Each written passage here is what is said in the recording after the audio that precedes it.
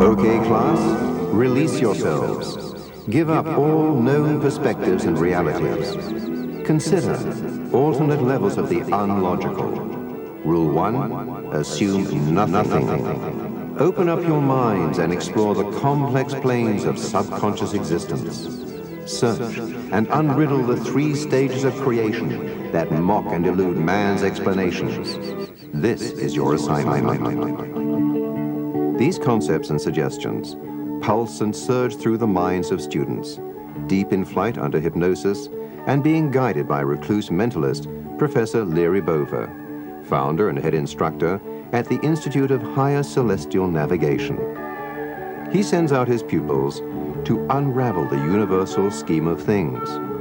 The Institute, a guru type of sanctuary for the mentally gifted and earthbound misfits, is for students who have come all here to study under the professor and to learn true celestial flight and ponder higher mental expansion.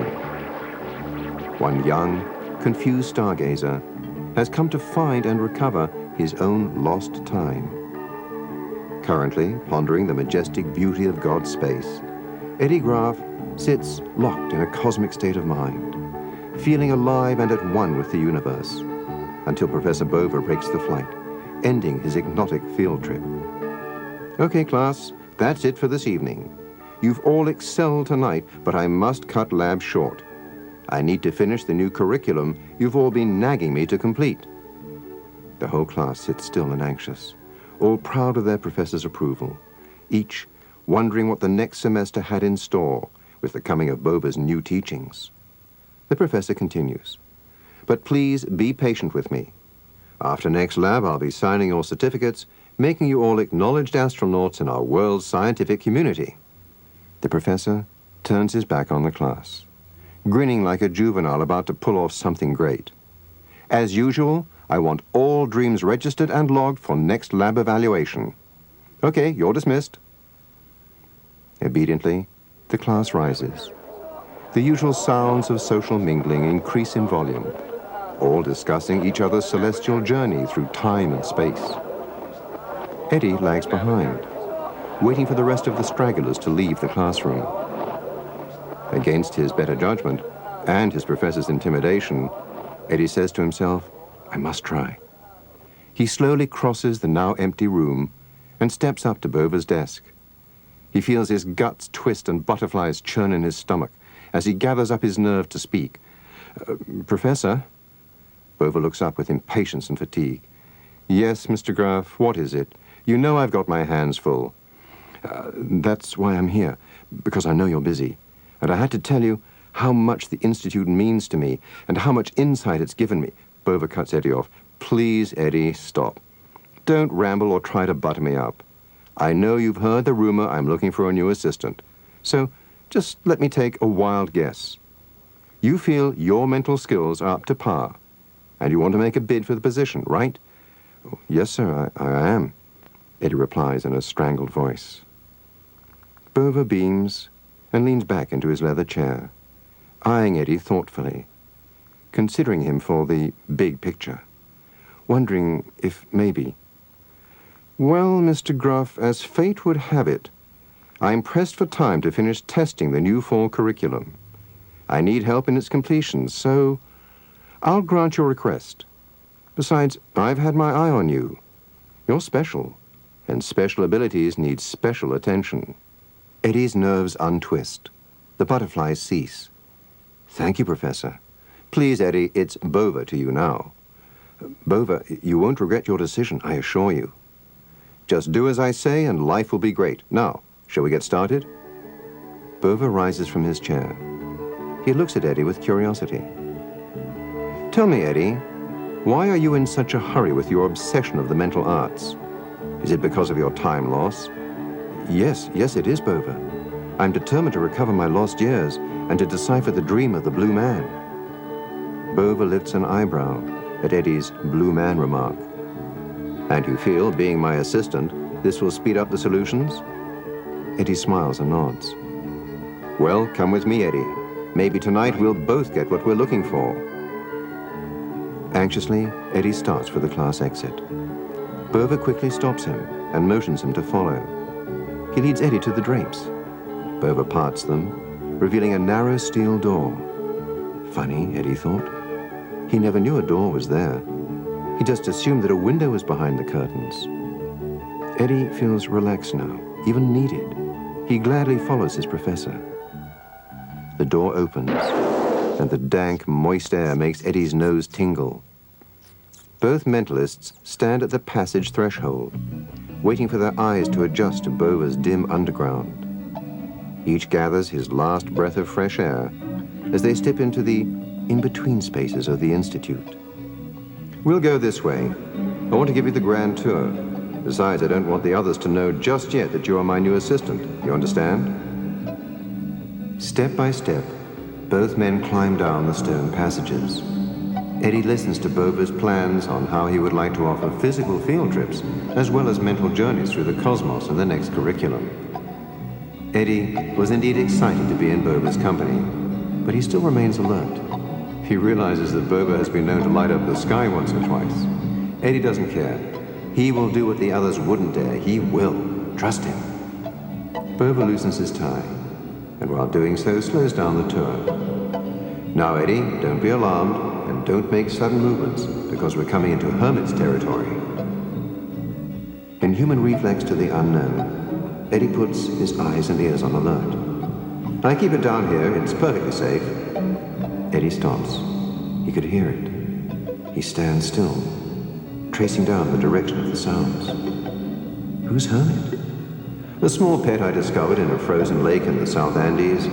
I keep it a secret because I believe it to be one of nature's many missing links. I track them down and store them here, purely as a hobby for my daughter Janice and I. Eddie locks onto the sounds. He peers hard into dim light, staring down the passage at his feet. There it is. Eddie can see it now. It moves out of the shadows and strains its head up to look at him. Its sad eyes meet Eddie's bewildered ones. My God, what is it? The small creature whimpers and starts hobbling up the cold cobble steps.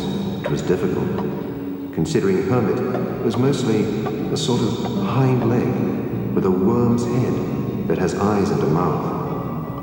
Its climb is staggered and worn, and it slips in its own slime and ooze. Bova leans down to a strange pet and quickly thinks up a good story. I need time to trace its origins, Eddie, but I believe it to be prehistoric, but not. Now, this is the secret, mind you, from Earth's past, but from a prehistoric galaxy. Hermit was my first clue in discovering the 3 stages of creation. Eddie's eyes drift from Bova's as Hermit reaches the top of the stairwell, squealing and whining to get Eddie's attention. The creature observes Eddie's face looking into his eyes, seeing his innocence. It tries to tell Eddie something with its eyes. Eddie really can't be sure, but Hermit seems to be very receptive to his presence. Hermit arches up his neck to receive Eddie's nervous hand. Eddie strokes the creature's forehead, taking great care and honor in doing so. Eddie's mind races in wonderment about Hermit's home world, if indeed he lives on a world at all. Bova looks down at the boy and his alien, smirking that his white lie did its job. Eddie examines Hermit and notices it has been surgically altered at its spinal column. Hermit also has extreme arthritis in all its joints. Bova, has Hermit been in surgery? Bova feels it's time to get moving. He had to keep these things going. Lots to do and so little time to do it. Eddie, Hermit is fine. I don't always find missing links all in one piece. They're like fossils. Sometimes they're in scattered pieces. I found Hermit frozen and without a body. So I grafted on a dog's hind leg, humanely done, I might add, and I resuscitated the little beast. I was surprised to see how adaptive Hermit was. Its alien flesh bonded onto the leg and grew strong. He now uses it to get around. I'm a humanitarian, you understand. Eddie feels sorry for Hermit's lonely existence, down here in dank isolation, dying slowly and in pain. Come, Mr. Graff, time's a-ticking. I want to reach the observatory tonight, if you don't mind. Bova impatiently motions Eddie to get up and follow him through the exit passage. Eddie reluctantly rises to his feet and hurries his pace to satisfy Bova. He looks back and quietly says goodbye to a new friend, an oddity that he shares a freakiness with, a freakiness that banned him from a normal life. Eddie is an oddity indeed, a young man who aged 3 years during one night's dream. It was nice to get back into the light and the warm, fresh air as Eddie follows Bova out of the exit. Bova leaves Eddie into his private study. He soon turns around to see why Eddie has stopped. He sees him staring at his hand. He could see Hermit's secreted blood on his fingertips. Hermit was probably trying to give him a warning. Don't worry, Mr. Graff, wipe it off now or the blood will stain your skin. Eddie quickly wipes the blood away. Both men continue to cross the comfortable study. Eddie can see Bova making his way to his private elevator, that is to lift them to the heart of Bova's knowledge, and possibly Eddie's answers, the observatory. They step into the cage.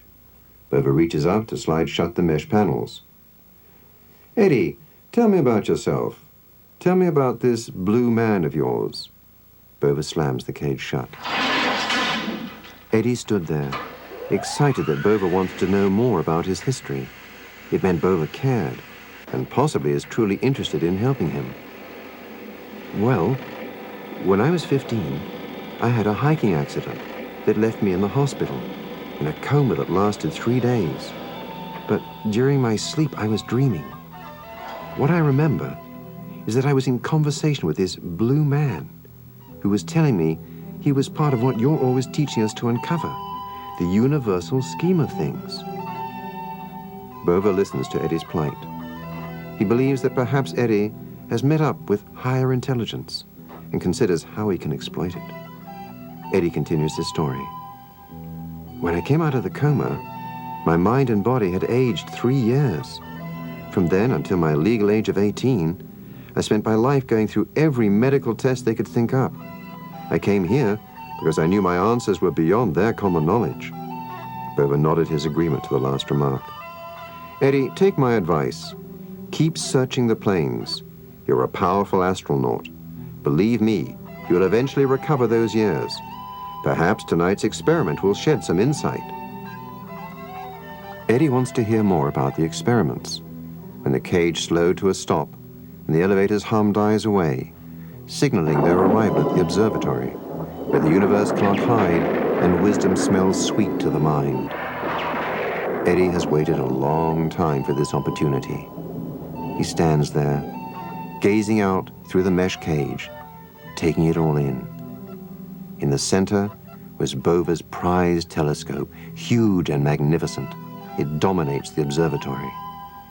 Bova opens up the mesh cage. He recognizes Eddie's expression of enthusiasm. He's seen it before. He gestures his new help to get out. Eddie steps out quickly, like a child set free in a toy store.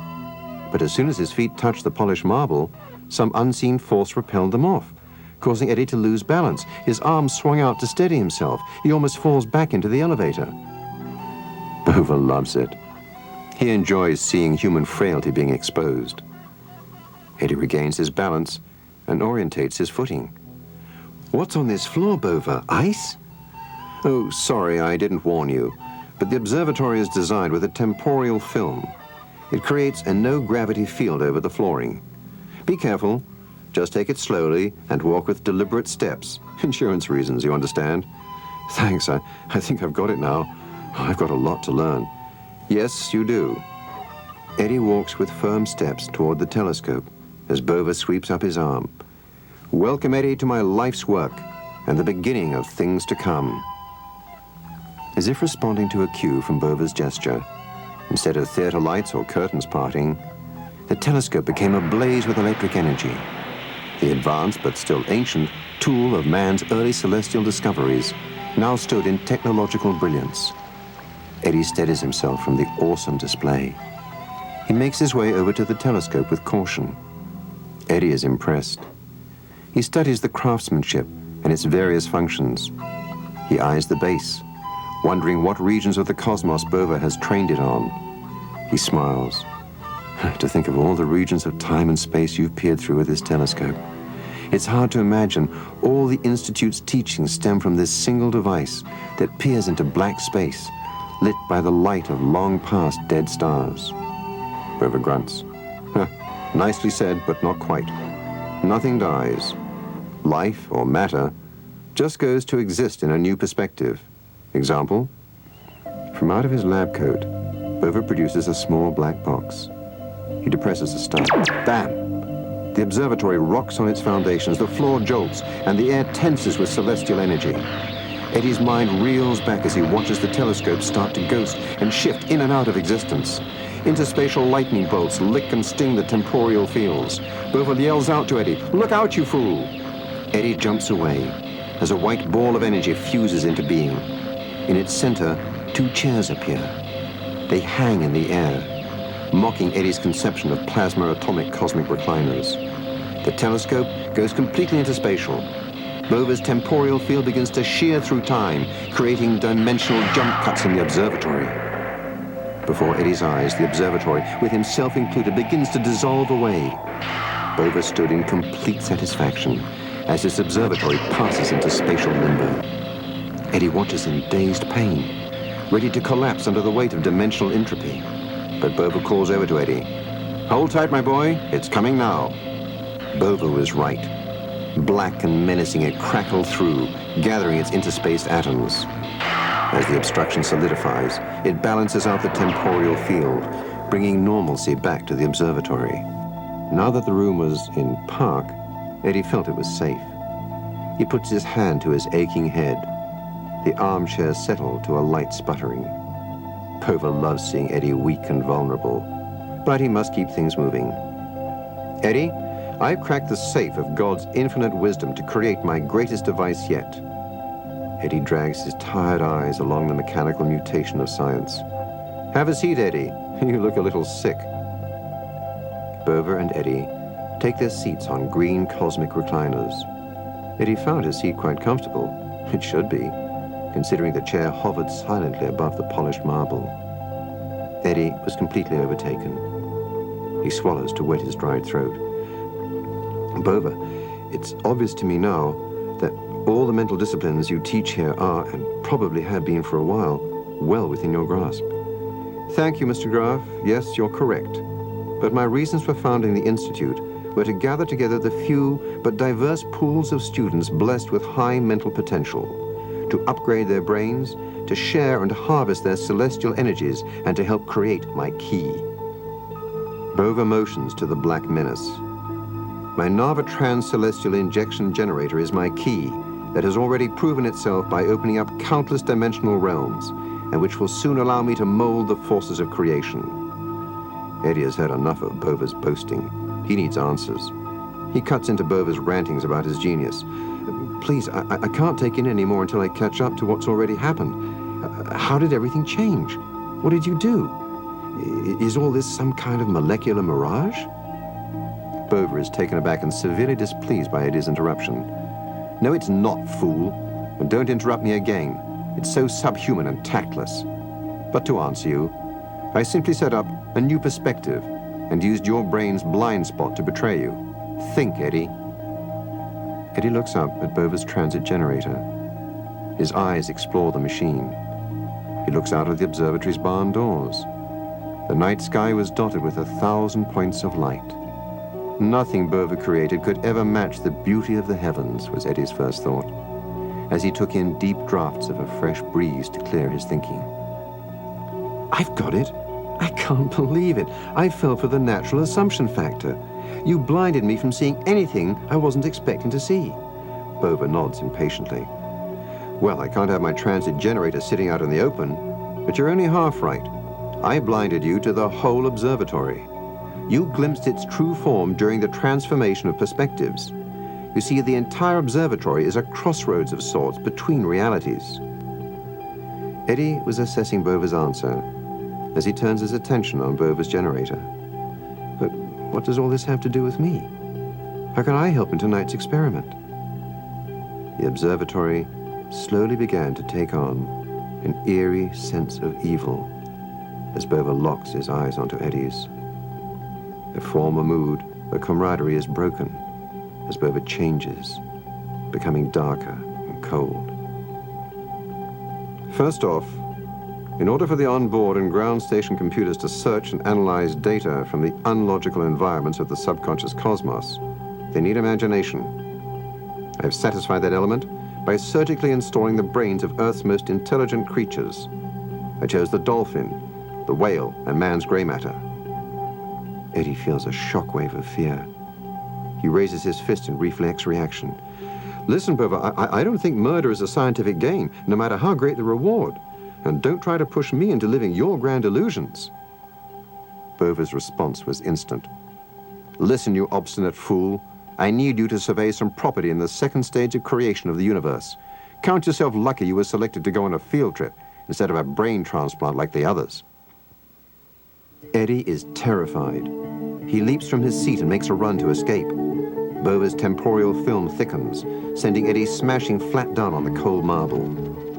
Eddie lies at Bova's feet, unable to stand. There is no gravity to hold on to. Eddie is trapped in Bova's web.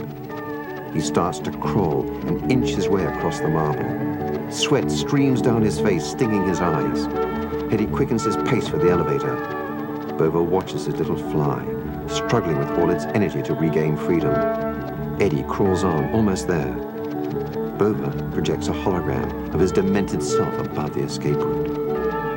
Eddie, my young, open-minded pupil, I need a scout, or should I say a guinea pig, to send out and test the life support systems on my trans-capsule. If you don't want to go, I can arrange a quick visit to my clone cow, a vile, deep space beast I farm occasionally. Eddie can't help imagine some grotesque creature Bova has sent his previous assistants to be digested and mutilated, then to be duplicated. One to send back to Bova for his uses, the other for the cow's nourishment. Eddie cries out, "You're insane! You can't play God and dissect nature. You'll eventually offset all levels of existence and destroy everything." Bova rocks with insanely evil laughter in his cosmic recliner and increases the weight of the floor's temporal film. Eddie was too close to give up. He lunges up, kicking out his leg to push toward the elevator. His finger stabs through the mesh cage. Eddie throws himself inside. His finger smacks the down control as he collapses against the wall. The elevator jerks and starts its descent. Bova arrogantly crosses the marble floor. He stands at the edge of the elevator shaft as Eddie so desperately attempts to escape from being beamed out into Bova's mad scheme of things. Bova opens an intercom channel in the elevator. Eddie looks up in surprise and despair. Eddie, do you realize that the probes I've already sent out have discovered and uncovered remains of a pre-creation society? I've long believed the universe evolved in 3 stages, the first being intelligence, the second matter, and the third life. Eddie closed his ears to Bova's rantings.